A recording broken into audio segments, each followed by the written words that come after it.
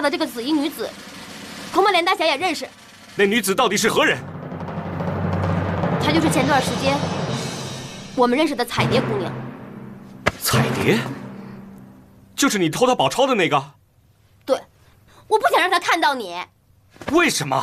我讨厌那个小狐狸精，我不想让她看到你。你小小年纪，心术竟然如此不正。我小福也敢做敢当，随你怎么处置。要不你打我几下也行。事已至此，打你又有何用啊？我也不跟你啰嗦，咱们就此别过。那，你胆敢再纠缠下去，休怪连某不客气。我愿意加工补过。哈哈，难不成你能把凶手偷出来啊？谢大人虽然抓到了凶手，可是他如果找不到彩蝶，也奈何不了那个人。打几板子就招了。他肯定千方百计的找彩蝶，可知道他下落的只有我小福爷一个人。如果我们找到彩蝶的下落，说不定那谢大人就能打成平手。你要是现在走了，多没面子。彩蝶现在何处？别着急，带你去不就行了吗？到底在何处？他去了一个叫梨花班的地方。走。你急什么呀？你是不是看上彩蝶了你？等找到人，看我怎么收拾你。走。好，再来一个。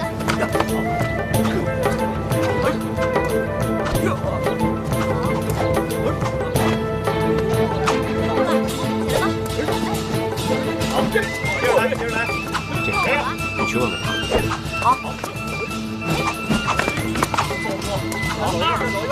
这位姐姐，我们想跟你打听个人。你们找谁啊？咱们这儿是不是新来了一个叫彩蝶的姑娘？没有啊。怎么会呢？听说她就是要来梨花班的。没有，就是没有。她肯定在这儿，你们赶紧把人交出来。没有。哎，你们干嘛呀？哎，不好意思啊，几位别跟他一般见识。既然没这个人，我们就告辞了。啊，就这么走了？走啊！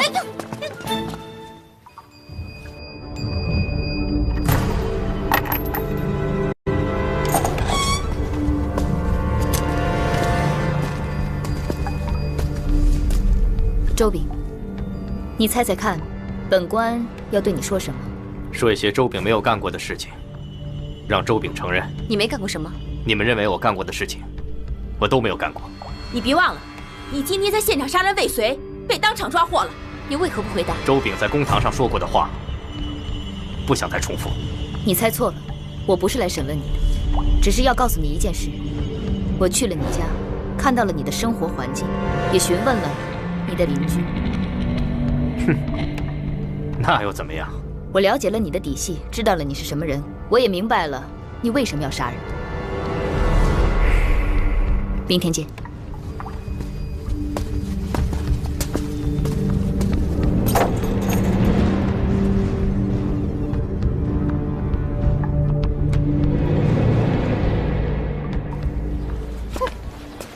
哎，大姐，您看看我这布啊。老板，给我来张饼。好嘞。我看看这个。结实，给您。您放心吧。喏，谢谢客官。哎，兄弟，给点钱呗，可怜可怜我。谢谢啊。等等。哦，过来过来过来。好嘞。你怀里揣着什么呢？有银子还管我要啊？不是银子，是扇子，喜欢就卖给你。哎，我给您算便宜的。哎，好。哎，你这扇子不错呀，镶金戴玉的，从哪儿偷的？捡的。行啊，算你小子有福气，捡这么大一便宜。哎，帮我找个人，找着了有重赏。行，男的女的？女的，外地人，穿一身紫色的衣服。刚才丢扇子那个女的穿的就是紫衣服。哎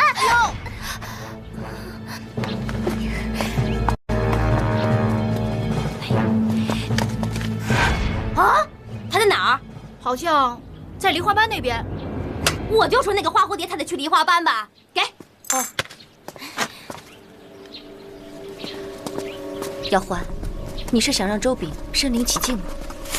此人远非寻常的凶手可比，能否奏效，我也不好预测。周炳，你可认得此地？此地离沈家大院近得很，沈家丫鬟莲香，应该就是在这里被杀的吧？不错，大人为何带我来这里呢？难道大人怀疑是我杀了他？就地重游，有何感想？人嘛，总是要死的嘛。那本官问你，行凶当日，你可曾来过这里？哦，我是来看热闹。不过当日围观的，少说也有100士。如果这也能成为证据的话，那这100士人，岂不都成了嫌疑犯了？你可记得莲香衣服是什么颜色？莲香当时穿的衣服是什么颜色？这个小人怎么知道？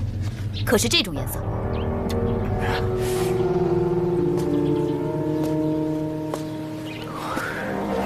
我说的对不对？小人确实忘了。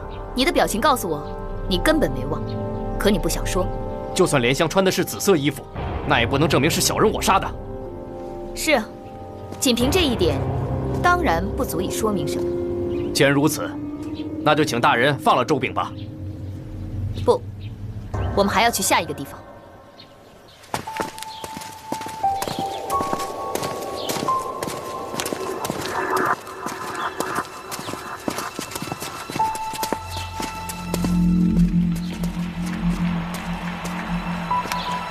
这里是梨花班的歌女小凤娇被害的地方。如果小人没有猜错的话，大人待会儿还要带我去柳家媳妇被害的地方。周炳，你果然聪明。大人过奖了。小凤娇遇害，距莲香被害时隔3月。你说说看，凶手为何要间隔这么长时间再动手呢？小的不是凶手，小的说不出来。凶手做了1次案，闹得满城风雨，官府四处缉拿。但过了一段时间，此案不了了之，人心逐渐丧失警惕。凶手沾沾自喜，又开始寻找新的猎物。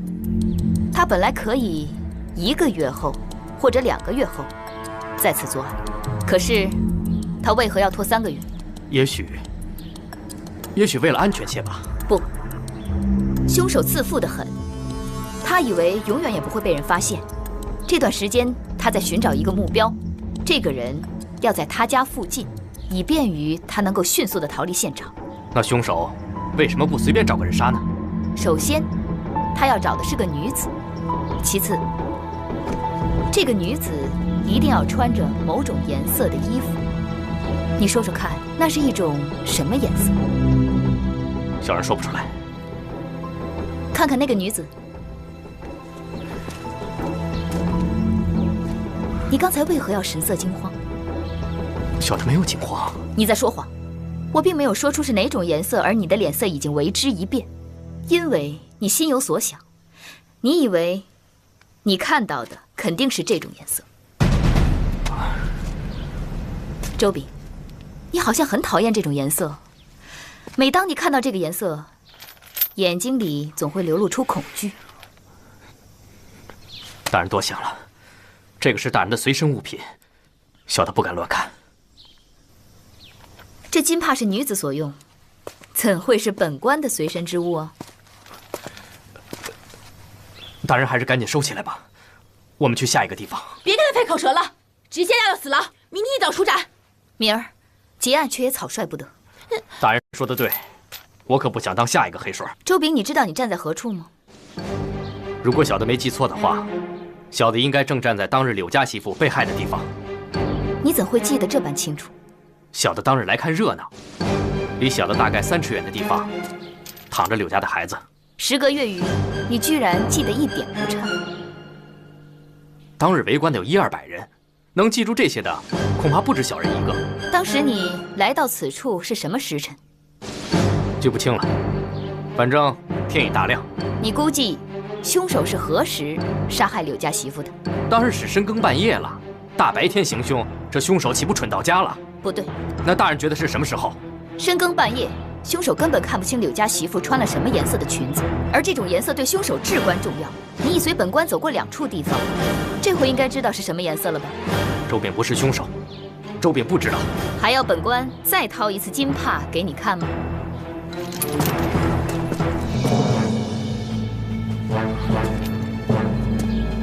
紫色。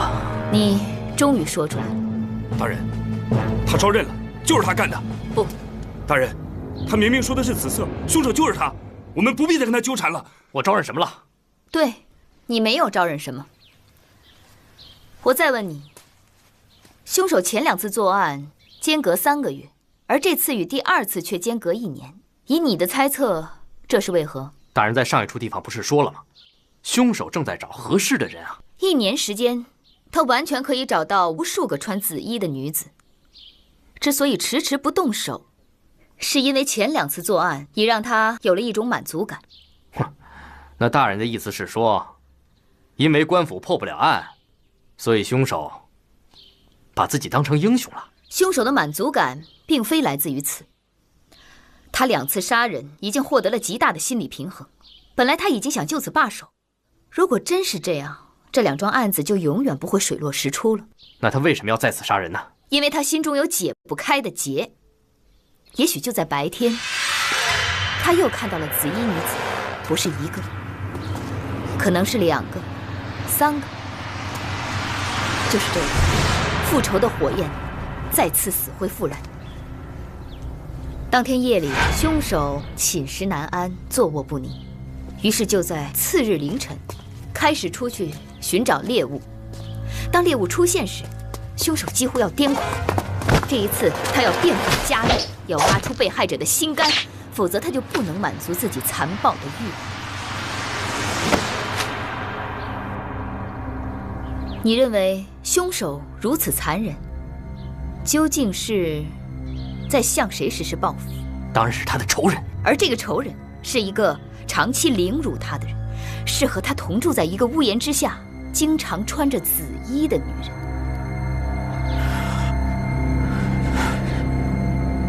小人听不明白了。大人，我们要不要去下一地点？我们打道回府。我们为什么要回去啊？别再兜圈子了，周斌就是凶手。官字2张口，你们是怎么说都有理。不急，我们还要再找一个人。连大侠，连大侠，再纠缠下去，连某可要动粗了。哎呀，你听我说呀，昨天咱们被别人骗了，彩蝶肯定在梨花班。连某还会再相信你吗？真的。那天我看到彩蝶的时候，她慌里慌张的，好像在逃避着什么。梨花班的人肯定以为我们找她麻烦，所以才没说实话的啊。这倒也说得通啊。对呀，所以呀，咱们赶紧抓紧时间去梨花班吧。你不是要跟人家打架吗？还敢再去？不是有连大侠你吗？我怕什么？哎呀，走吧。干什么？啊，干什么？这帮戏子不识抬举，连大哥，我们动手抢人吧。好，各位，连某曾经救过彩蝶姑娘，此番前来并无恶意，实属有要事相求，乃为代为转达一声。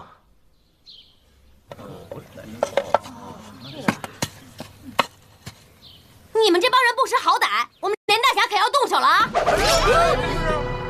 连大侠，你要再不动手，我可忍不了了。那你来吧。连大哥，彩蝶姑娘，连大哥，真是你啊！没想到又见面了，我还以为再也见不到你了呢。连某也没想到，我们会在此处相逢。啊，大家误会了，这位可是我的救命恩人，大家散了吧。连大哥，你怎么和这小偷在一块儿？喂，你怎么放干净一点？休得无礼！啊，只不过，若不是他，我也许找不到这里。啊，这么说你也算是有功之臣了。那看在连大哥的份上，上次你偷我钱的事儿就饶过你了。接着走，来，再走一个。切，真是对不起，我不想去作证了。哎，我说你烦不烦呐？我都跟你说过了，那谢大人呐，他们不是杀手，是官府的人。不管是什么人，我就是不想去。彩蝶姑娘，你是否有什么难处？近来我一直被关中帮的人追杀，要是我现在抛头露面被他们发现的话，不仅自身难保，还会连累梨花班的这帮兄弟姐妹。哦，既然是这样，连某也不便强人所难。我问你啊，人家为什么老追杀你？你是偷人还是偷钱？你八成就是偷人吧你！哎，你说的这是什么话？人话你听不懂啊！住口！你让我住口，让他住口。出言不逊，缺乏教养。对，我就是没教养，我个叫花子有什么教养？还是人家戏子有教养。彩蝶姑娘，既然你有难处，连某也不强求。你如果有难，可以去客栈找我。连大哥，你多保重啊。你也多保重。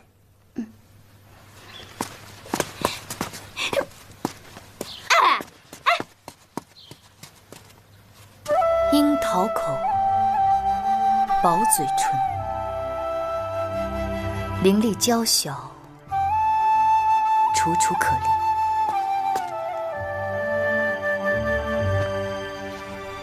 匆忙之中，双眼尚且顾盼生辉，有几分风尘女子的模样。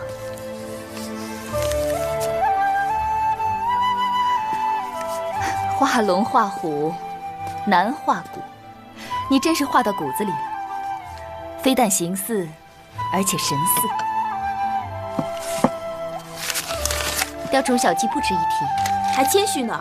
这画的跟真的没什么区别。明儿，你和秦将军立刻将此画像拿到县衙，让林捕头和捕快们速速查找。可是你能确定他在城里吗？那女子当时风尘仆仆，应该是刚刚从外地来此，不会这么快离开。无论如何，一定要找到他。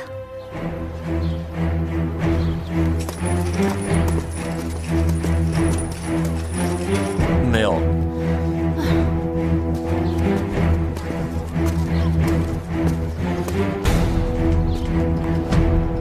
去那边看看吧。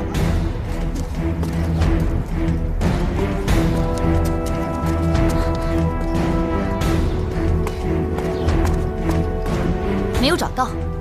周炳此时的内心已经发生了巨大的动摇。如果趁热打铁的话，他必然招认，偏偏没有证人。大人，还是动刑吧。百姓会以为我们严刑逼供，又在制造冤狱。更何况周炳是个很难对付的人，若找不到那紫衣姑娘，他死也不会承认的。难道说就要功亏一篑？天不遂人愿，我只好出个下策了。为什么你一当着彩蝶就对我格外凶啊？我平日里对你千好万好，还抵不过他给你飞一个媚眼儿。笑话，我连某7尺男儿，岂会被一个媚眼所打动啊？那你为什么对我凶啊？你告诉我行不行啊？你真的想听啊？你尽管说，我保证不生气。很简单啊，他比你可爱啊。什么？你们大男人都喜欢那些妖里妖气的小妖精，气死我了！哎呀，食色性也，这也是没办法的事儿啊！啊，我什么我？连大哥，彩蝶姑娘，发生了什么事？连大哥，我愿意出面作证。真的？真的，可我不是为了什么官府，我是为了你。你不怕招惹是非吗？连大哥救过我一命，我正愁无以回报呢，还怕什么个人安危啊？连大哥，你就不用担心我了。再说了，有连大哥这样的侠士撑腰，想必关中帮的那帮杀手也不敢轻举妄动了。好，我们这就去见官。连大哥，我现在一点都不怕。我现在好开心啊！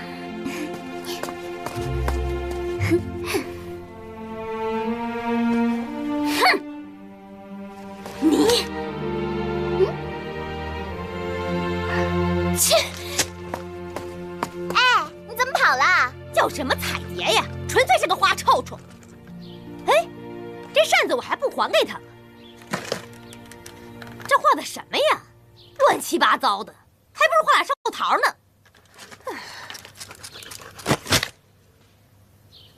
哟，这扇骨还挺别致，好像是镶金的。等哪天没钱了，换俩猪脚啃。哼！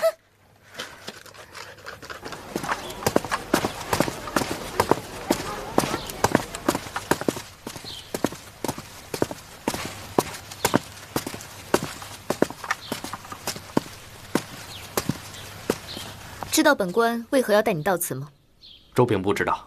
真的不知道？真的不知道。难道你不知前几日有一女子在此遇害吗？周炳听说过，但是不知道是什么人，也不知道是什么事。被害者是一个开饭馆的女子，凶手极度残忍，将她剖腹挖心，那女子当时就躺在你的脚下，她为何表现得如此轻松？大人的意思，此桩案件也是周炳干的？不，我只想让你猜猜，那女子当时穿着什么颜色的衣服？周炳没有看到，周炳不知道。紫色。这些穿紫衣的女子，为何通通都成了凶手的猎物？啊，也许是巧合吧。不对，这是因为曾经有一个穿紫衣的女人，带给凶手无尽的痛苦。这个女人对他百般打骂折磨，让他求生不得，求死不能。周炳，我说的对吗？周炳不明白大人的意思。难道我还要再重复一遍？人确实不是周炳杀的。可你的额头上已经冒出冷汗，你的双手也在颤抖，你分明有话要说，你为何不能说出心中的秘密？这秘密你还要隐藏到何年何月？只要你一日不说，你就一日不得安生，你会带着你的秘密走进阴间地狱。我真的什么都不知道。但你内心的怨毒之火已经再度燃起，此刻你无法控制自己。如若有紫衣女出现在你的面前，你的凶残面目必定暴露无遗。你看那是谁？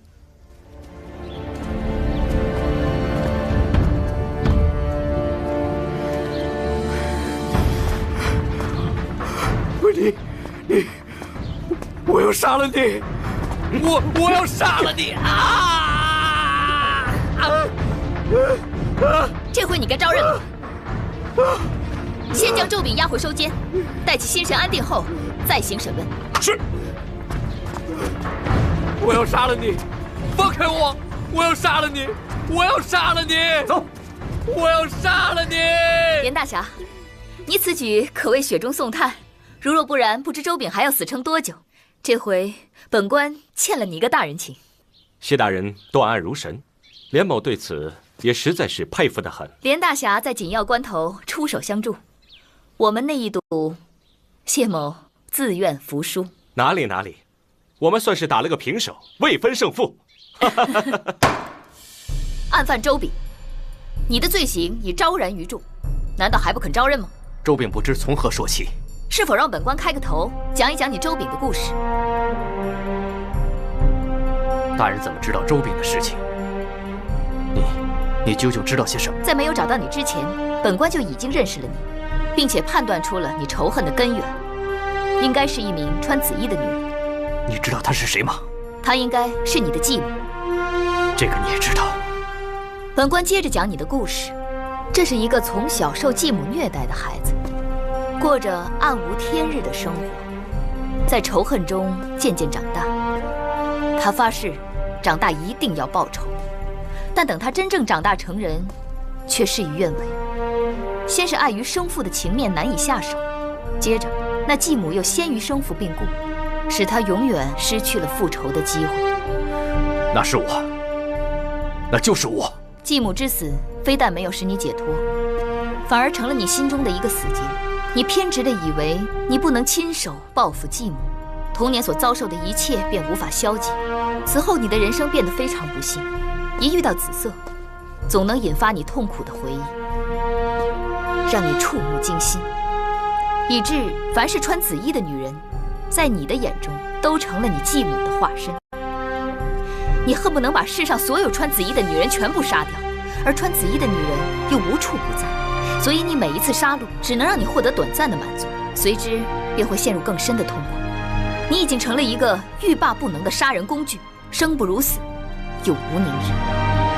今日本官将你捉拿归案，不但救了那些可能成为你刀下之鬼的无辜女子，同时也救了你，免得你受心魔驱使，万劫不复。多谢大人。大人所言已经说透了周炳的一生，周炳自己都不能说得如此透彻。周炳此刻已经大彻大悟，甘愿认罪伏法。连公子，现在该我作证了吧？啊，不着急。周炳，你先说，你那天是不是要对这位彩蝶姑娘行凶？没错，周炳那天手持凶器，确实要刺杀这位姑娘。不过紧要关头的一声断喝，将周炳吓走。那你的凶器何在？上次庭审，周炳拒不承认的那把短刀，就是周炳连杀数人的凶器。大人不必再庭审了，周炳服罪认罪，请将周炳所犯罪行一一记录在案，让周炳一并签字画押，绝不抵赖。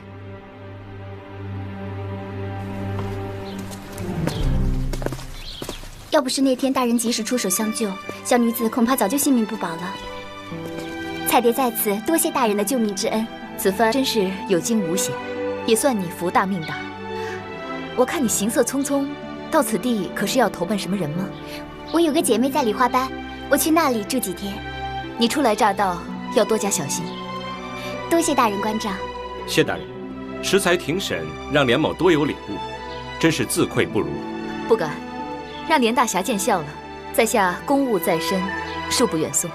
那就请大人早日审清此案，给陕州百姓一个公道。请放心，在下定不负重托。好。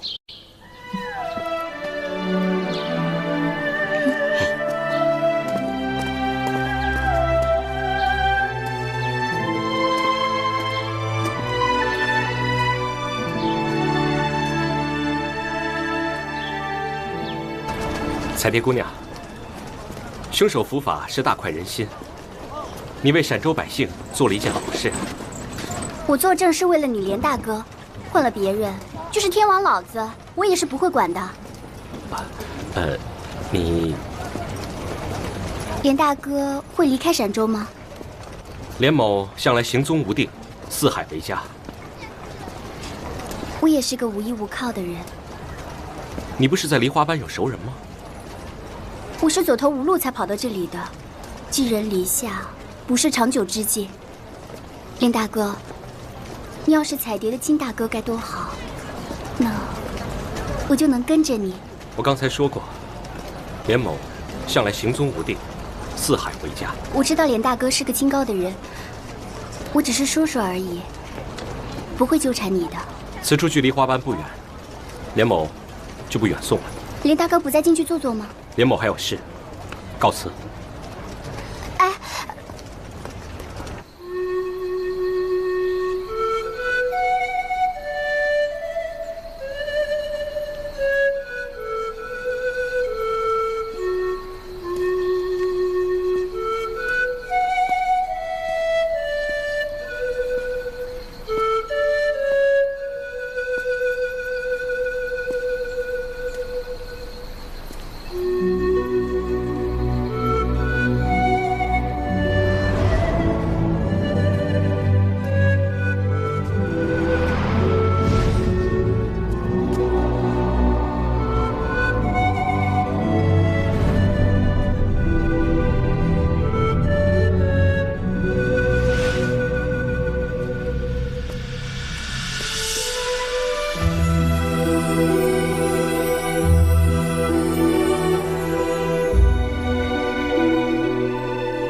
为何这姑娘如此面熟，仿佛曾经在哪里见过？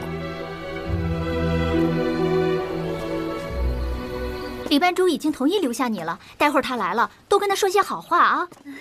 真是太感谢你了，我本来还有把好扇子可以送给你，可惜被我弄丢了。瞧你说的，咱们姐妹一场，还提什么谢不谢啊？以后啊，咱们就有福同享，有难同当。人呢？都去哪儿了？来了！哎呦，几位爷光顾梨花班，不知有何吩咐啊？废话，到戏班了还能干什么？当然是听戏了。把人都叫出来！哎呀，不巧的很呢，有几个唱堂会去了。最近你们班里来没来过什么新人呢？叫出来！哎，好说好说，先入座吧，几位爷。来人呐，给几位爷上场。他们根本不是来听戏的，难道又是关中帮的人？这里留不住你了，快从后门跑吧！哎呦，大人，不好了，不好了！何事惊慌？周炳他在牢中的，我这畏罪自杀？那倒好了，他死在牢中，咱们大家都省心了。可是他，大人，您幸亏没走，您要是走了，下官可就我。陈县令，请你说话简明扼要一些，到底出了什么事？在画押录口供的时候，他拒不承认杀人。当真？啊，他怎么又不承认了呀？我是。昨日周炳在堂上亲口应承，将其所犯罪行列出，他就一并签字画押，绝不抵赖。到了这个时候，他又要翻供不成？哎呦，真是可恶之极啊！大人，您吩咐该如何处置他？升堂重审。周炳，你可知罪？周炳知罪。既然知罪，为何又要翻供？周炳没有翻供，杀人偿命，只求速死。陈大人，这又如何解释？哎呀，周炳，你总共杀几个人？你都说出来。去年2月，我杀了沈家丫鬟莲香；时隔3个月，我杀了梨花班的歌女小凤娇；上月，我又杀了柳家媳妇，共有3人死在周炳刀下。大人听明白了吧？他就承认杀了3个人。我这……你是否还忘了一个呢？那个开饭馆的英娘呢？本月25日这桩案子，你为什么不承认？不是周炳干的，周炳当然不认。大人听明白没有？前几个他都承认了，就这个不承认，这不是成心捣乱吗？难道英娘不是你杀的？不是，周炳连杀4人，已是死罪，少认1个也是死罪，没有必要向大人隐瞒。你既然知道死罪难逃，你多承认1个有什么关系呀？凭什么让我多认1个？我一个快死的人了，没必要撒谎。你别跟本官装糊涂，你才装糊涂呢！那个英娘不是我杀的。你说这……本月25日，你在干什么？那天是我后母的忌日，我去郊外上坟了。果有此事吗？周炳已经死到临头，句句属实。大人，卑职有句话想问周炳。讲。周炳，你是否对你后母恨之入骨？剖腹剜心，难解心头之恨。既然如此，你为什么还要给他上坟？这事儿岂不是天大的笑话？大人，周炳他分明在说谎。你为何如此发笑？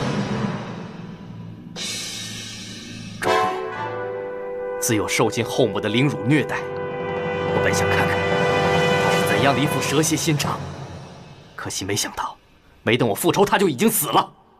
于是我把被杀女子的心肝挖出，晾在他的坟前。周炳，你对后母的仇恨已经超出人伦常理，莫非内中另有隐情？哎，安放周炳，大人问你话呢，你从实招来。你若不愿回答，本官也不强求。其实说与不说都不会影响本案的最终裁决，但你不曾说出的那个隐情，应该就是压在你心头的最后一块巨石。难道你就不想卸下这个重担，让自己的灵魂喘口气吗？他害死了我的亲娘。你的亲娘难道是被后母所害？怎么这么乱呢？又扯出桩命案来。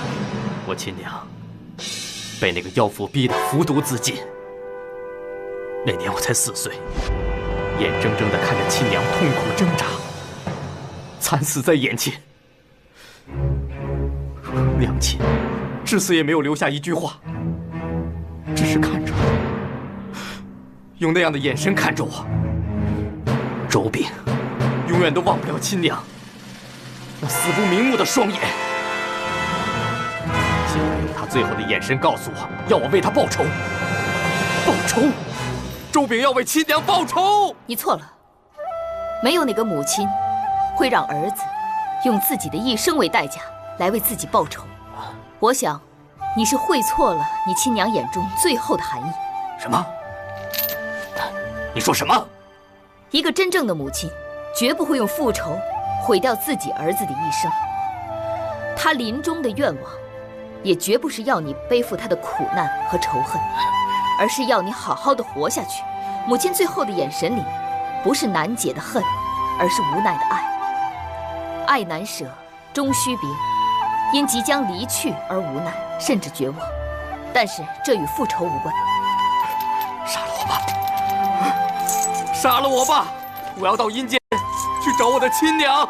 周炳，你虽身世不幸，但却堕入魔障，丧心病狂，残害无辜，令人发指。此罪十恶不赦，天理难容。苍天呐！如果不是我早年丧母，如果我有亲娘的疼爱，又怎么会沦落到这种田地？都是那个恶毒的妇人所致。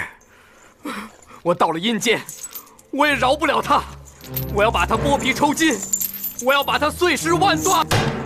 来人，把周炳押下去。是，我要把他剥皮抽筋。走，我要把他碎尸万段，剥皮抽筋。我要把他千刀万剐，剥皮抽筋。大人，那个英娘不是我杀的，那个英娘不是我杀的。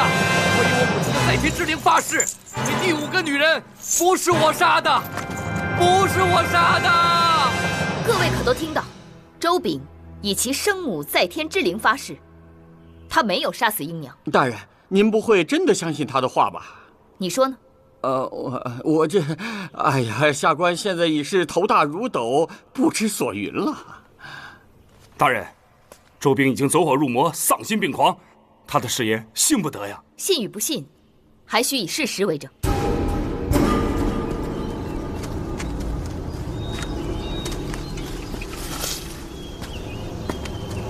揭开看看。祝兄，上前看个仔细。如何？这一分画摆在这里，至少也有1个月了。大人，这些东西如何处置？就地埋了吧。是。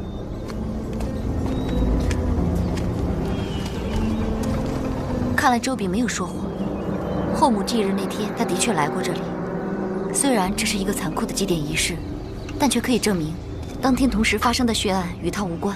英娘不是周炳杀的。英娘不是死于周炳之手，此一案中还有另外一个杀人犯。返回头去想，当时英娘被害的现场，我们就已经产生了疑问。是新的，英娘遇害所穿的紫衣太新了，那件衣服好像是她第1次穿上身。我还清楚地记得你当时说的那句话，有种隐约的感觉，英娘好像是故意穿了这身紫衣，心甘情愿地赶赴这个死亡的约会。她要出远门，穿件新衣服也未尝不可呀。但为什么非要是紫色？这难道是一种巧合吗？凶手和周炳的作案手法如出一辙，这是否说明凶手和周炳有着同样的遭遇？这个可能性不大。我以为英娘被杀恰恰出现在我们调查此案之后不久，说明凶手很可能是在故意模仿周炳的作案手段，以此来掩人耳目，给我们造成错觉，让我们误以为杀人凶手就是周炳。凶手为什么会如此熟悉周炳的作案手法？他到底是什么人？关于紫衣连环案的断案思路，只有很少人知道。除了我们几个，还有陈县令，还有参与此案的衙役和捕快。这个凶手很可能是陕州县衙的人，他非常了解内情，所以才会用这种手段妄图蒙混过关。另外，凶手肯定和英娘很熟，就是在他的授意下，英娘才穿上紫色的衣服出门。如果凶手真是宫门中人，我们所有的举动岂不全暴露在他的视线里？那我们就避开他们，单独行动。不可能，没有他们的配合，我们在本地寸步难行，所以此事无法瞒过那个凶手。这样一来，要破此案真是难上加难。我们既能够大海捞针找出周炳，也能够从几10号人里找出杀英娘的凶手。大人，卑职的手下怎么能干出这种事儿来？本官也不希望是这种结果，但还请陈大人鼎力协助才是。遵命，下官一定尽力而为。林捕头，请你仔细地调查一下英娘的情况，她为人如何？与她过从甚密的都有些什么人？卑职遵命。凶手就在你们中间，是哪一个？给我从实招来！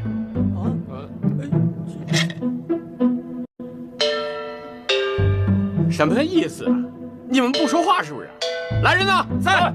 大刑伺候。是，大人，卑职是分管事司的，看他有无欺诈行为，不作处罚。大人，卑职是分管户籍的，我去他家查人口也不能算吧？都给我住嘴！你们都嘴硬，是不是？哼，本官呢自有办法。来人呐，在！大刑伺候。是，大人，卑职冤枉！哎，你们是冤枉啊！行了，你们都冤枉是不是？我呀给你们出个主意，你们互相啊揭发检举，嘿，你们就可以免受皮肉之苦。据卑职所知，钱大人上个月还去过，李大人上个月也去过，孙大人每个月去3、5回，还有吴大人、赵大人他们都去过。行，住口！都给我出来！谢大人，大人已经有位客人等您多时了，他自称姓连。哦，谢大人，连某候你多时了。本官公务在身，有什么怠慢之处，还请连大侠不要见怪。连某贸然造访，才算失礼呢。不知连大侠有何贵干？连某是来向你辞行的。不再多留几日。本来连某早就该走，只因子衣一案耽误了行程。如今此案已了，连某准备去关中走走。这么巧，我们也要去关中，但现在还不能走。某准备去关中走走。这么巧，我们也要去关中，但现在还不能走。谢大人还有未了之事？不错，连大侠还不知道紫衣连环案了犹未了，有横生枝节。哦，难道抓错了人？请坐。好。周炳是凶手不假，经过本官细审，这几桩案子都是他做的。可这最后一个受害者英娘却不是周炳所杀。哦，这就奇怪了。有劳连大侠费心，破解紫衣案，连大侠功不可没。本官自当亲设筵席，为你饯行。谢大人，还记得我们曾有一赌吗？我已经甘拜下风了。那是谢大人故意谦让，不像我这般锱铢必较罢了。既然此案又横生枝节，不如我们再赌一回，如何？难道连大侠执意要赢我一局吗？能与谢大人一搏，乃是连某之幸事，不知大人肯不肯？好，那我们就再赌一回。好。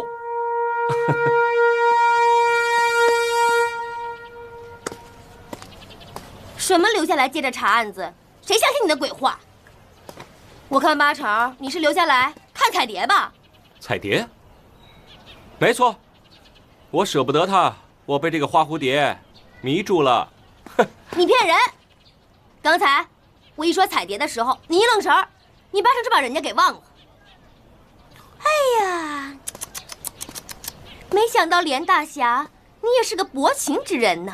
啊，我还真没看出来，你居然这么了解我。我发现你最近有点重有轻色。嗯？你是不是跟谢大人攀交情？是不是想混个一官半职的当当？哼，那又怎么样？我连某总比谢大人身边那个秦明技高一筹吧？哎，你不会真让官府给收编了吧？这陕州有个林捕头，你是不是也想当个连捕头啊你啊？别胡扯啊！再胡扯，休怪我对你不客气。我连廷飞呢，岂是那种攀龙附凤之人呢？可是，我觉得你对那个谢大人挺喜欢的。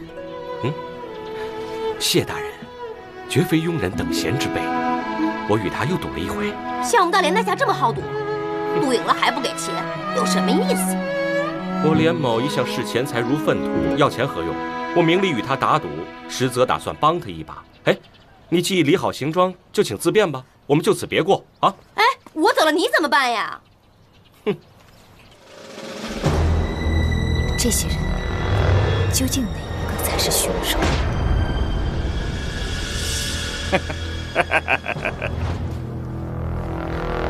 姚环，有思路了吗？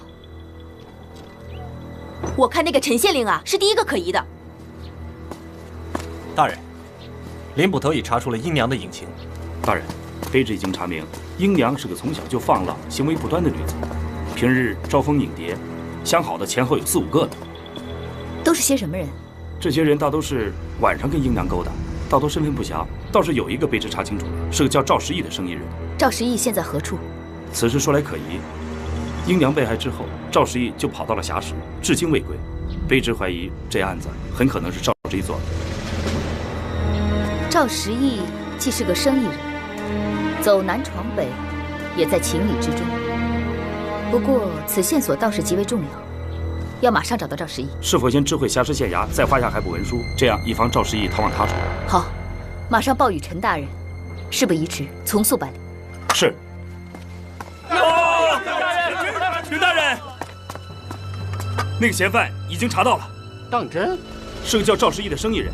啊，谢大人还让您知会一声霞石县衙，并发下海捕文书，准备缉拿。哎呀，啊，这下咱没事儿了。是啊，真的。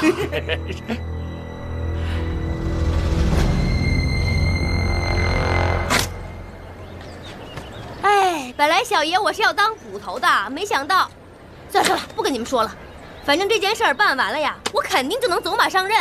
到底什么事儿？哎，你们成天在街上晃悠，听没听说过一个叫英娘的人啊？那人不是死了吗？英娘模样周正，我还去他家门口讨过饭呢。我也去过，他那小脸蛋儿就像刚出锅的馒头一样，大叫一个反。哎，我也去过，他还扔给我半个肉包子，我吃着包子都能闻到他手上的脂粉味儿。哎呀，停，都扯哪儿去了？我不是想听这些，我是想知道这个英娘啊，她什么来路，都跟谁有瓜葛，有几个聘夫，哎，私奔过几回。人都死了，还打听这个干嘛？少废话，让你们去找就去找，打听好了有消息了，回来跟我报告，快点。好，走。谢大人，您那位姓连的朋友又来了，快有请。是，请。谢大人，连大侠有失远迎啊。在下已经查出了一些英娘的情况，要当面告知。连大侠，你们来迟了，这件事情我们已经查明了。哎，我说贾大胡子，你说这话什么意思啊你？既然谢大人已经查明，看来连某是多此一举了。走。哎，不，本官正想听听各方消息，免得有失偏颇，烦请连大侠说来听听。好，那我就长话短说了。据说英娘在少女时行为不端，曾与他人私奔。多年前，与英娘私通的男子染病死了，留下一个遗腹子。他还有个孩子。英娘生前专心经营酒馆，就是为了抚养遗孤。虽然她常与客人调笑，但是都是逢场作戏，并无越轨之行。只不过，也有人传言，自从那相好的死后，英娘又找了一个，两人暗中来往。此人可是叫赵时义吗？连某不能确定，传闻此人行踪诡秘，身份不明。现在看来，连大侠探听的消息与我们的有些出入。哦，连大侠，恕秦某直言，你们获得的消息对破获此案非但没有任何帮助，反而会混淆视听。何出此言？我们听说英娘生前水性杨花，有4、5个相好，你们怎么只查到一个人？道听途说也可信吗？是啊，我看你们是存心来捣乱的。上次如果不是你们无事生非，我们早就提前抓住周炳了。敏儿，休得无礼。连大侠，他二人性子急躁，口无遮拦，还望大侠见谅。连某一向对官府心存成见，看来还真是不无道理。你什么意思啊？既然你们认定英娘有4、5个相好，那就麻烦你们一一查实吧。只怕你们再查3个月都查不清楚。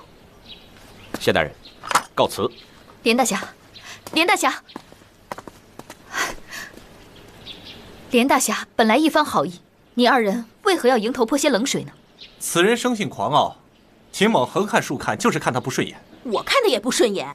秦将军，我们这次终于又同仇敌忾了一回啊！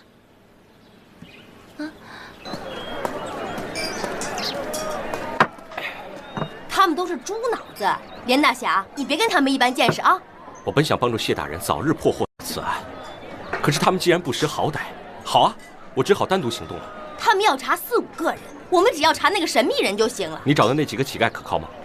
原来的消息都是从他那儿得来的，也没有谎报过军情啊。如果他们的消息是真的，那么谢大人他们得来的消息就很可疑了。一个女人开着饭馆，带着孩子，还同时跟4、5个男人有来往，要我的话，早就忙死了。哎，你这话倒有几分道理啊。就是啊，要不然说那些当差的都是猪脑子呢？我看未必，也许当差的有人蒙骗钦差。蒙骗钦差可不是闹着玩的，看来情况只能有一种。有人做贼心虚，凶手就在我们中间。连大侠，这次我们可要抢先一步了。那就沿着神秘人的方向，我们继续查。算了，刚被当官的手下抢白了一回，你还不长记性啊？那2个手下着实可恶，但连某不想眼睁睁看着谢大人被蒙在鼓里啊。这谢大人也不是白给的，他早晚会想明白的。这一点，连某倒是深信不疑。林捕头并没有说英娘还有一个遗腹子，如果连大侠提供的消息属实，我们就要重新分析。英娘既要做生意，又要抚养孩子，这足以牵扯她的大半精力。如果她真的和4、5个男子有染，那店铺恐怕早就关门了。或许英娘真的有那种八面玲珑的本事，也未可知。对，她同时在几个男人中周旋，结果得罪了赵时义，那小子一怒之下就把他给杀了。看来你与秦将军心有灵犀呀。大人，卑职不敢苟同，唐明只是食人牙慧罢了。嘿，你也太自以为是了吧！自从随谢大人一路破解子义案，秦某身上的毛病已经收敛了许多。如果你也能像谢大人一样思路缜密的话，秦某也会对你刮目相看。本姑娘还需要你刮目相看呀？报，谢大人，侠士县衙已经抓到了赵时义，现已押回本县。罪犯赵时义，你可知罪啊？回禀大老爷，小人确实不知罪啊！还敢跟本官装糊涂？我看你啊是不打不老实。来呀，大刑伺候！住手！哎呀，谢大人，这个赵时义啊，他是杀人凶犯无疑。我是想啊，让他赶紧招认，省得您费心了。你如何断定赵时义就是凶手？他杀人潜逃，这不是明摆着的事儿吗？还要什么证据啊？如果都像陈大人这般主观臆断，倒是省事的很。下官不敢，那还是您亲自审吧。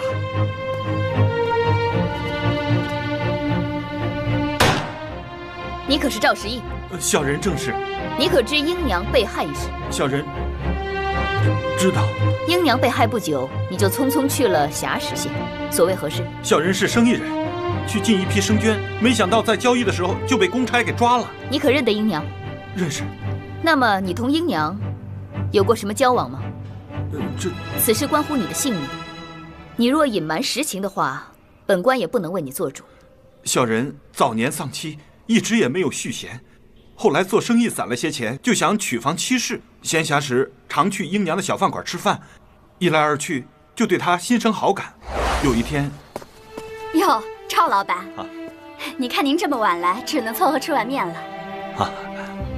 我不是来吃饭的。那您这是？我刚从东都回来，有块好料子想让你看看。这布料花色真不错，应该挺贵的吧？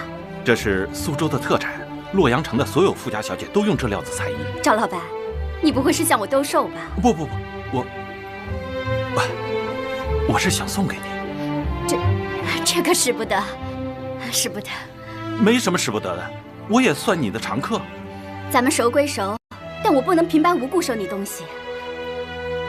这样吧，布料我收下，钱照给。老板娘，我是真心送你的，你就收下吧。这是5两银子，布料我收下了。不，这不值5两银子。你千里迢迢给我捎回来，我还不得给你个车马钱？你要是不要的话，这布料我是不能要的。拿着吧，收好。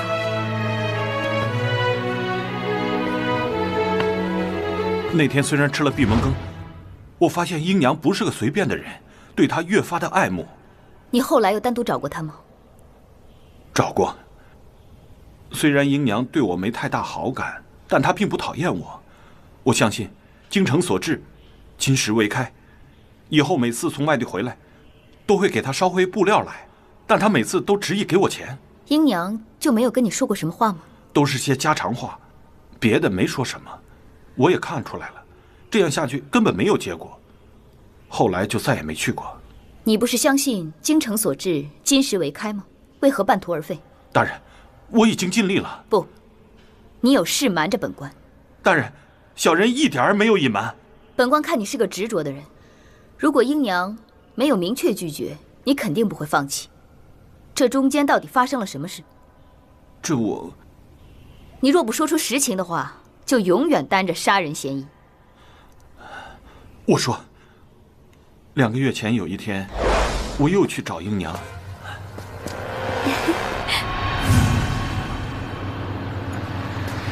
哎，赵老板，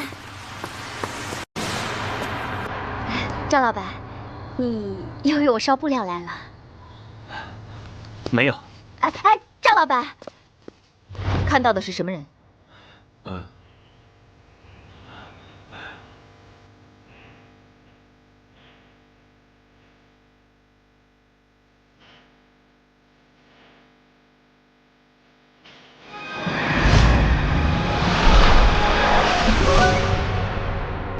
我没看清楚，大人。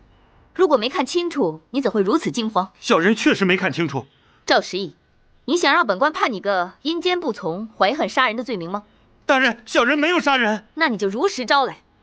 你看到的究竟是何人？大人，小的真的没有杀人呐，小人冤枉啊，大人，冤枉啊，大人。为什么他们一个个都有做贼心虚的表现？赵时义在阴阳处见到的人，到底是哪一个呢？大人，冤枉啊，冤枉啊，大人！来人，把他带下去。走，大人，冤枉啊！退堂。小人冤枉啊，大人，冤枉啊！谢大人，像这样的刁民，你不打他，他都不会招认的。本官让你派人好生看管赵时义，如果出什么差错，唯你是问。是，下官遵命。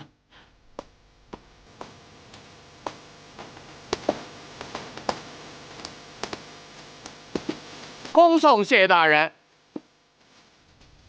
赵时义分明知道那个人是谁，赵时义不愿说出那个人，是因为那个人很可能就在公堂之上，而此人很可能和阴阳之死有极大的关系。大家以为赵时义看到的那个人是谁？林捕头。刚才在公堂之上，赵时义曾经偷瞥一眼，目光所及之处，似乎不止林捕头一个人。赵时义当时哭的时候，我看见林捕头他还擦了擦汗呢。当时冒冷汗的，似乎也不止林捕头一个人。可是当时林捕头是离赵时义最近的一个，所以赵时义那一眼看的肯定是林捕头。除了我们几个以外，最了解紫衣案细节的就是林捕头，他甚至比陈县令更加清楚这个案子。不错，林捕头亲眼见过被周炳杀害的尸体，他熟悉那作案的手段，也就知道如何模仿才能以假乱真。那我们还在等什么？立刻抓他来审问。不，此时不动手更待何时？等等，让我想一想，仔细想一想。林捕头是陕州的捕快之首，最早追查连环杀人凶手的就是他。我们刚一介入此案，积极前来协助我们办案的也是林捕头。如果说他林捕头真的是这桩案中案的另外一个杀手，我们还能相信谁呢？怀疑林捕头是我最不愿意看到的结果。我理解你此刻的心情，但林捕头的嫌疑不能排除，但要慎重。仅凭我们现有的疑点，还不足以断定林捕头就是杀人凶手。何况林捕头还有妻室，他如果真的勾引过阴阳，这毕竟不是件光彩的事。赵时义如果说出来，对他的名声也很不利。从这方面考虑，他表现紧张也说得通。这么说来，林捕头也有可能不是杀手了。我又记起一事，此前周炳拒不承认阴娘是他所杀，并举证说案发当日他给后母上坟去了。这时林捕头就表现得很冲动。大人，小人有句话想问周炳。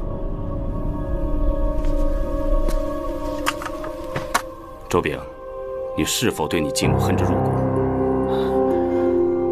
剖腹剜心，难解心头之恨。既然如此，你为什么还要给他上坟呢？这岂不是荒唐透顶？大人，周炳就是凶手，他分明在说谎。杀害英娘的凶手非他莫属。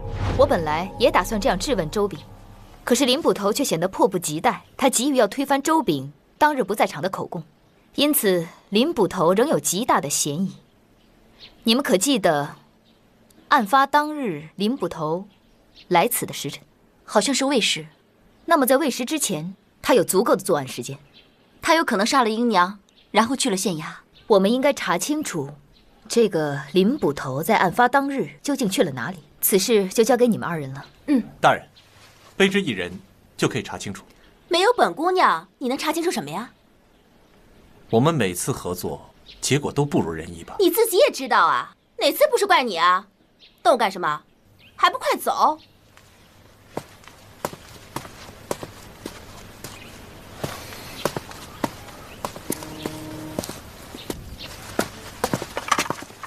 已经查明，案发前一日，林捕头说他感染了风寒，次日请了半天假。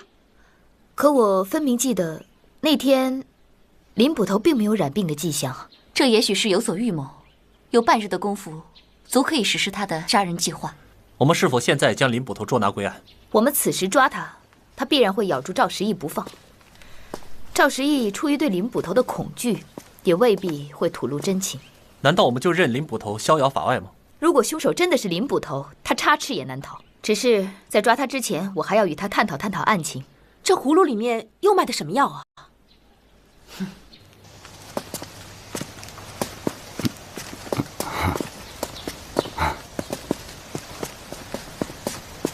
秦将军唐敏，今日重勘现场，你们切不可再起争执啊！我还以为有什么事得罪两位了呢。他们乃是一对冤家对头，你不知道吗？不过谢大人又为何重新勘察现场呢？凶手虽不是周炳，但他和周炳的手法一样快，能在光天化日之下作案，然后再迅速逃离现场。这说明他可能就住在附近，对附近的地形很熟悉。从赵时义的反应来看，他那日所见之人应该就在公堂之上。何以见得？赵时义当时神色慌张，说话吞吞吐吐，很显然是心存顾虑，怕日后遭到报复。林捕头说的不错，此人既与英娘有染，也很可能与英娘之死密切相关。我们若能查出此人，此案也就告破了。你认为赵时义在公堂所见之人会是谁呢？可能就在公堂之上的衙役和捕快之中，包括卑职也有嫌疑。依你看来，赵时义还可能是凶手吗？根据赵时义的口供推断，他不像凶手。卑职有个建议，不知是否妥当？但说无妨。卑职认为应该先把他放了。可赵时义现在尚是嫌犯，为何要放他？卑职以为赵时义能否说出他当日所见之人对于破获本案关系重大，但是将他羁押在牢中，他很可能没有这个胆量吐露出真实情况，这对破获本案没有半点好处。林捕头此言很有道理，本官可以考虑。谢谢大人。从林捕头的表现来看，他丝毫没有为自己开脱，所言入情入理，倒也毫无破绽。这小子是装模作样，还是……我也说不好。那他到底是不是那个隐藏的杀手啊？刚才姚环试探林捕头，他回答的滴水不漏，可见此人早有准备。看来还得从赵时义那里寻找突破口。如果他能够指认，证实那日在英娘处见到的人就是林捕头。大人，大人，卑职罪该万死。到底发生什么事了？赵时义在牢里自杀了。啊！琳达失职，请大人治罪。治罪的事稍后再议。琳达万分惭愧，这么重要的证人就让他突控自杀了。真的是自杀吗？等验过尸之后再说吧。大人，此事卑职恐怕难脱干系。此话怎讲？因为卑职昨晚告知赵时义，大人今天要审他。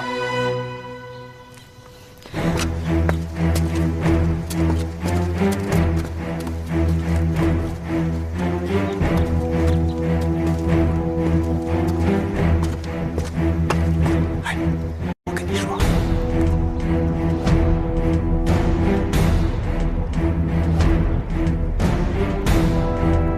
昨夜是谁值更？是小人。何时发现赵时义自尽的？大约子时左右，小人听到咚的一声，忙跑来一看，赵时义已经撞墙死了。为什么没有早些报案？大人，这是卑职的主意，深更半夜的，怕打扰大人休息。勘验尸体。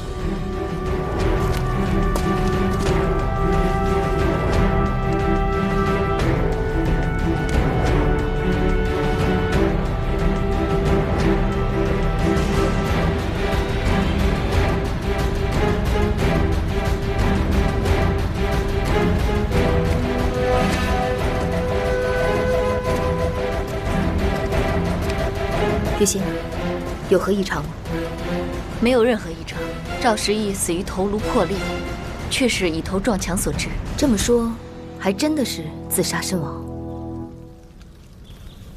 大人，卑职认为此事很可疑。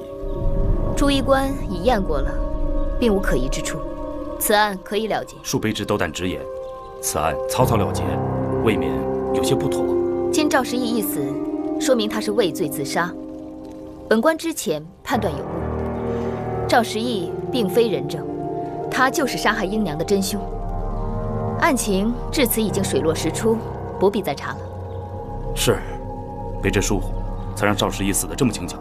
此人早晚难逃一死，林捕头也不必太过自责。大人明察秋毫，如今两桩悬案已破，大功告成，不知大人何时前往关中？不忙，本官因这两桩案子身心俱疲，再歇几日。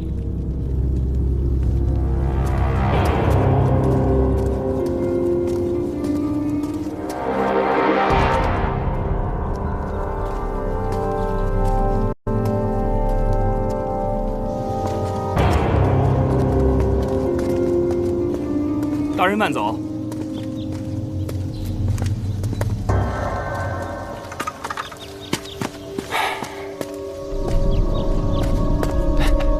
你怎么还没走？这不还没谢过你吗？不用了，同在一个衙门当差，理当相互关照。是，相互关照。那钦差大人，他问过什么没有？问什么？问赵时义死前可曾见过什么人没有？这你不必多虑了，案子已经结了，钦差大人亲口判定赵时义畏罪自杀。这案子结了。好，老弟，昨天晚上你到底跟赵时义说了什么？是县太爷派你去的吗？这案子不都结了吗？不问也罢。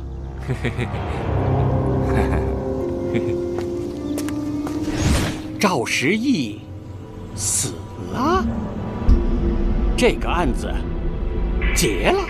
是。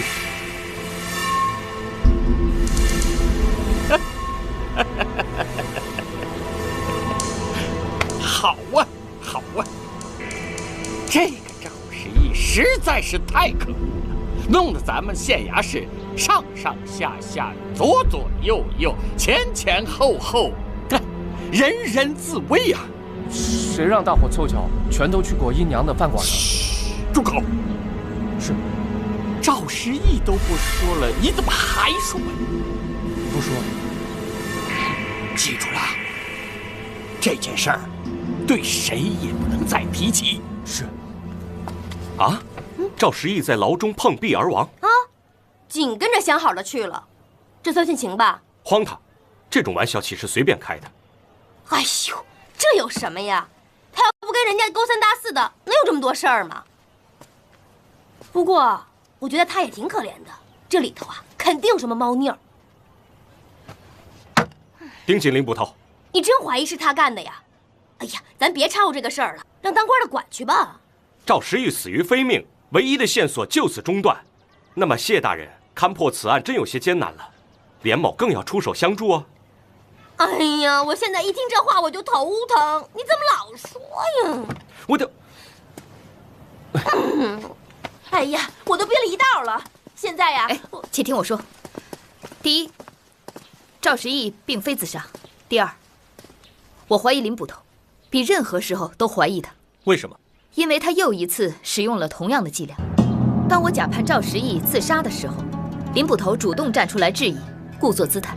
恕卑职直言，此案草草了结，未免有些不妥。可刚刚在牢门口，他还在诱导我，企图让我相信赵时义是因为惧怕庭审，畏罪自杀。大人，此事卑职恐怕难脱干系。我曾告知赵时义，大人要升堂审他。最让我起疑的是林捕头稍纵即逝的眼神。他一听说案子了结，我们还不想走，眼中顿时闪现出一丝惊恐。难道赵时义不是自杀的？虽然现场做的几乎天衣无缝，但还是有破绽。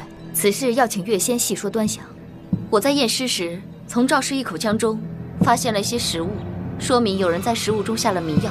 赵时义吃了几口就被迷昏。可以下迷药，为何不直接下毒呢？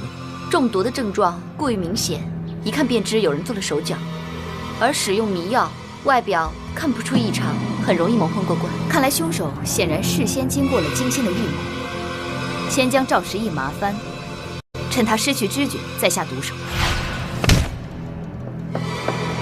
墙上的血迹朝四处飞溅，的确像触壁而亡所致，但面积过大，却绝非一次撞击而形成。试想，如果赵时义用尽力气撞墙，一次就会撞晕过去，根本没有力气再撞第2次、第3次。显然，这片血迹告诉我们，赵时义自杀是个假象。既然大人当时就知道有鬼，为什么不直接质问林捕头？如果他就是凶手的话，这一问岂不是打草惊蛇？试想，林捕头在牢里杀了赵时义，必有响动，此事狱卒不可能不知道，或者是两人串通一气，也未可知。我若逼得急了，林捕头很可能会将此事全部推在狱卒头上，我们可就欲速则不达了。现在赵时义死无对证，那我们能拿林捕头怎么办啊？没有了证人，我们还可以从林捕头的家人入手。家人可以给我们提供什么线索吗？卑职越听越糊涂了。从赵时义生前所言来看，林捕头很可能与英娘有染，他杀英娘显然是要灭口。这说明，英娘的存在已经给他和他的家人造成了某种威胁。我们立刻赶往林捕头家。等等，要找个由头才好，也免得林捕头心生怀疑。此事可要仰仗岳仙出手了。我，还记得林捕头的岳丈冉有陈科吗？要我去给他看病？以看病为名，一探虚实。东家，东家，你死得好惨呐！别在这儿哭了，祥哥，对不起。赵时义他畏罪自杀，能留个全尸就算不错了。东家，别在这儿嚎丧，快走快走！我家主人并没有杀人，他死得不明不白。嘿，还叫上去了，再吵把你也关进牢里去！我一定会为我家主人讨回公道的。此案已经了结，有本事你就告御状去吧。走。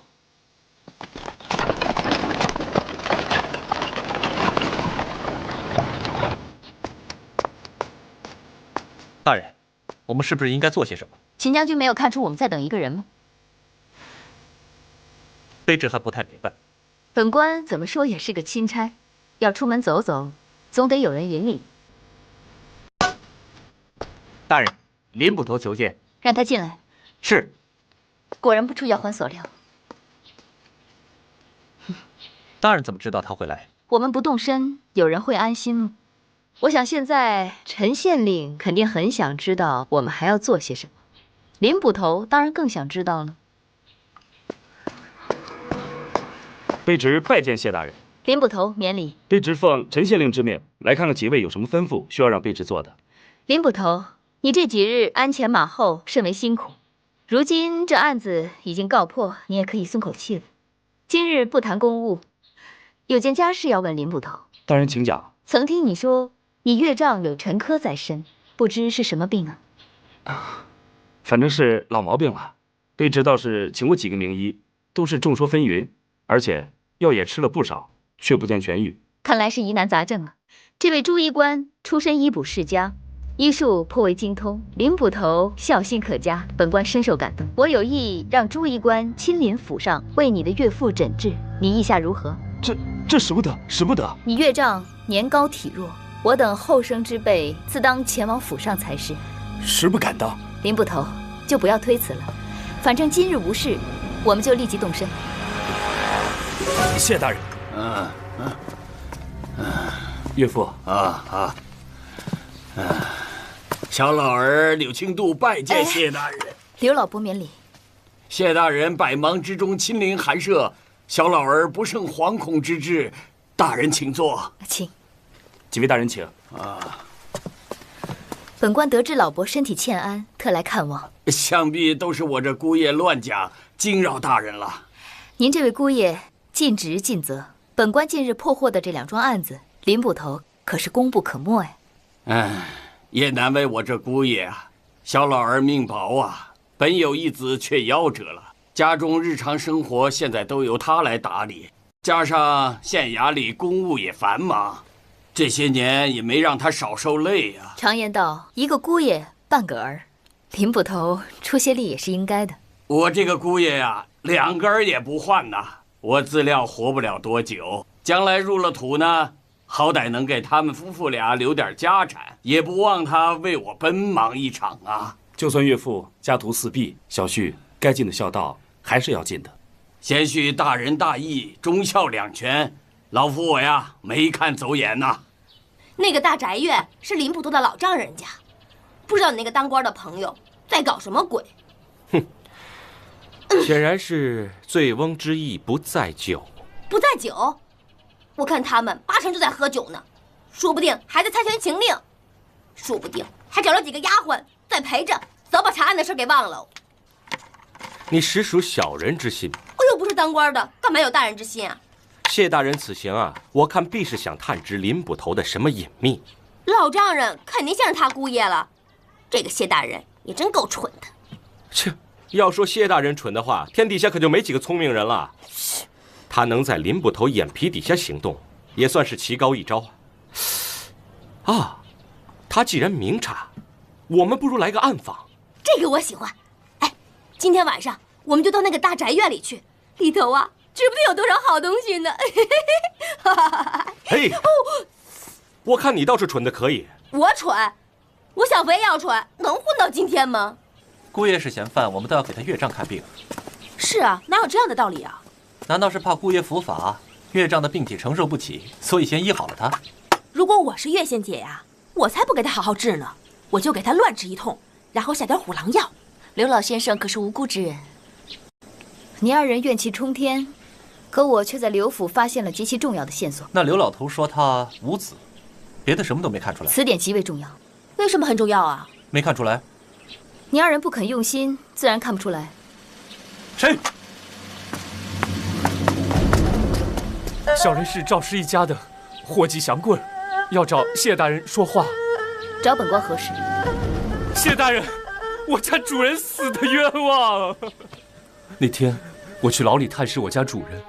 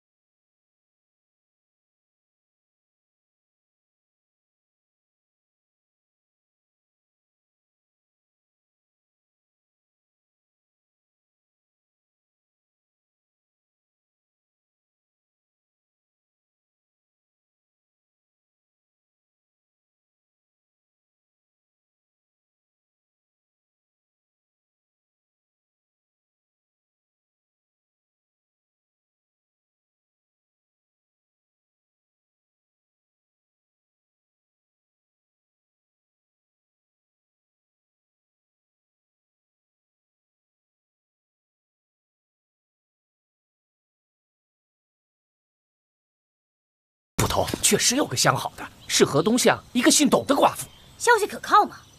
千真万确。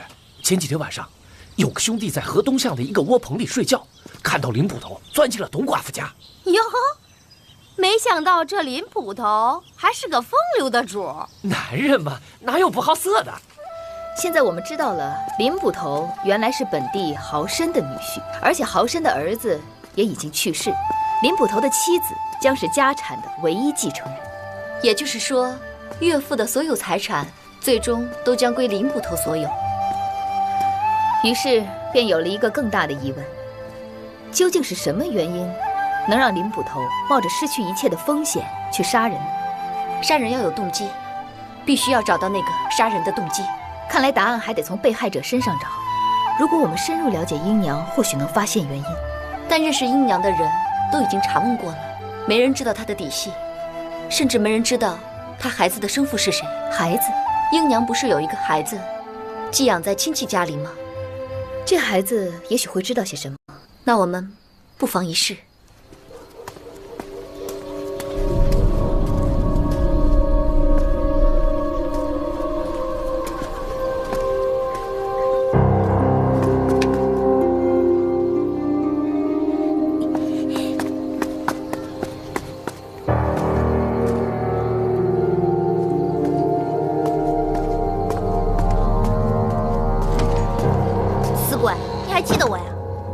公务繁忙，实在是走不开呀。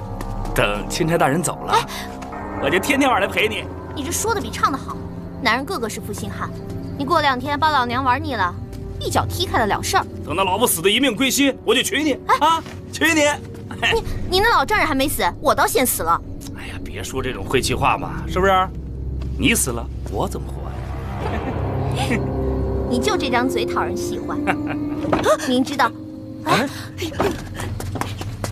什么人啊？大半夜的哪来的小要饭的呀？哎，进来！